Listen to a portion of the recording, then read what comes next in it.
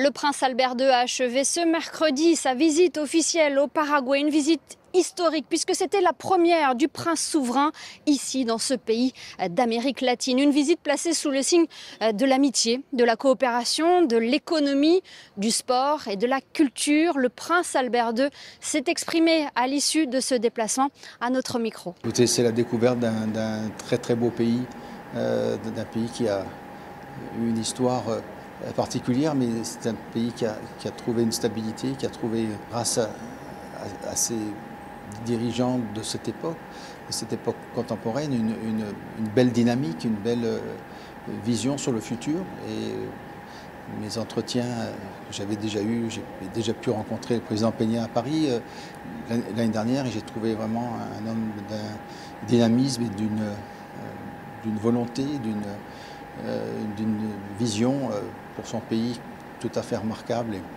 Et ça se voit non seulement dans ce qui a été entrepris il y a quelques années. Le parfait exemple de ça, c'est ce barrage extraordinaire, cet ouvrage de génie civil extraordinaire qu'est le barrage d'Itaipú. Bien sûr, ça avait commencé il y a très longtemps, il y a presque 50 ans, mais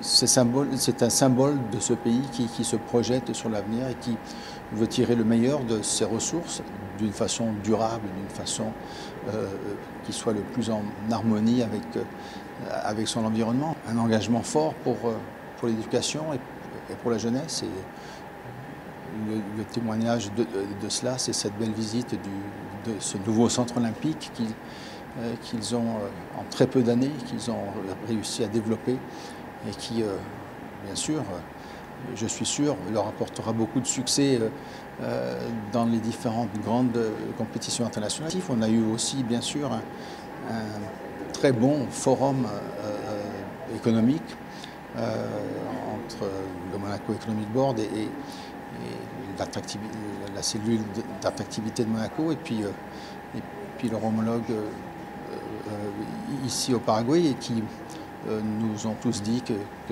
non seulement que les échanges se sont très bien passés, mais qu'il y a déjà des engagements pour des coopérations dans le futur. Donc on est très très heureux de l'ensemble de cette visite et de ces possibles projections dans le futur.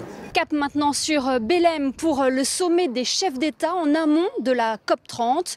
Direction donc le Brésil pour le prince souverain qui portera la voix de la principauté à la tribune et qui réaffirmera les objectifs de Monaco en matière de protection de l'environnement.